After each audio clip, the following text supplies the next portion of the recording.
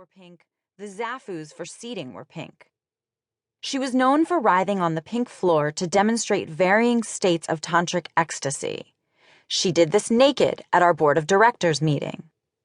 Eventually, neighbors complained to the local authorities about the blocks and blocks of VW Bugs and Priuses with "Visualize World Peace" bumper stickers jamming up the street. Or perhaps it was the people arriving in various states of undress that bothered them. Renaissance fair costumes, medieval bikinis, appropriated Native American dresses, and African dashikis. Whatever it was, the Belvedere rich were finally like, what the fuck is going on? So Judy Moon opened a second space, a small center in a neighboring less ritzy Marin town, where some of the workshops would be held. She called this the Moonrise Center. Judy felt she had transcended from her root chakra to her crown chakra with age.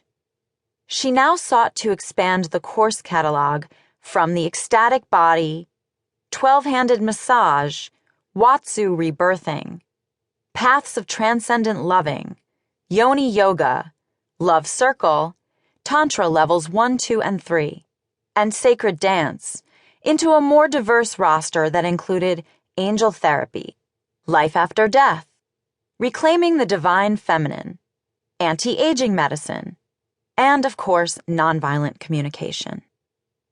Through Craigslist, I was hired as an administrative assistant to try to rent out the space of the Moonrise Center, to register people for workshops, and to answer all of their questions by phone and email. Judy encouraged me to sample all that the Electric Yoni and Moonrise Center communities had to offer, so that I could better describe the curriculum.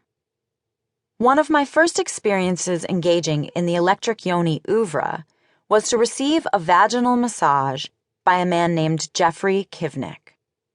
Jeffrey offered to trade me 3 hours of vaginal massage in exchange for helping him promote his practice.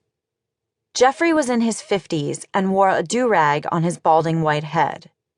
I was 21, very pretty, and an active alcoholic and addict. The trade sounded perfect. I've always had difficulty setting boundaries, and I've always had difficulty reaching orgasm with another human being. So when faced with an offer to allow Jeffrey to finger me for 3 hours in exchange for giving him publicity, of course I said yes. The vaginal massage began with a 1-hour full-body massage. Then, for the next 2 hours, Jeffrey caressed, stroked, kneaded, and tenderized my vagina, or as he called it, my yoni, using Reiki breathing, I think, so as to aid in the healing of past vaginal trauma. I never reached orgasm, but I did leave there floating. I think it was the only night in San Francisco that I didn't drink or use drugs. At the time of Jeffrey's vaginal massage, I had begun dating women. I still slept with cis men occasionally, but I referred to myself as a dyke. Somehow, I convinced one of my lesbian friends to get a vaginal massage from Jeffrey in exchange for her help in promoting him as well. Open-minded and vaguely woo-woo herself, she too left Jeffrey's chamber of yoni floating. But a few days later, she turned to me and said, "I can't believe I let that man touch my vagina." Somehow, I also managed to convince my butch, hipster DJ girlfriend to come take a Tantra workshop with me.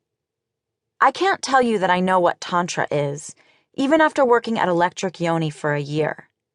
But I can tell you what it isn't.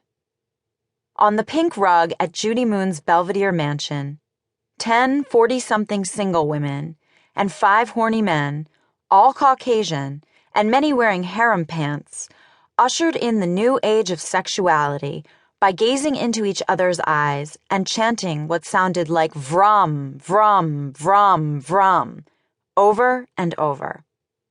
Everyone there was seeking. The women, I think, were using sex as a gateway for the love they were seeking.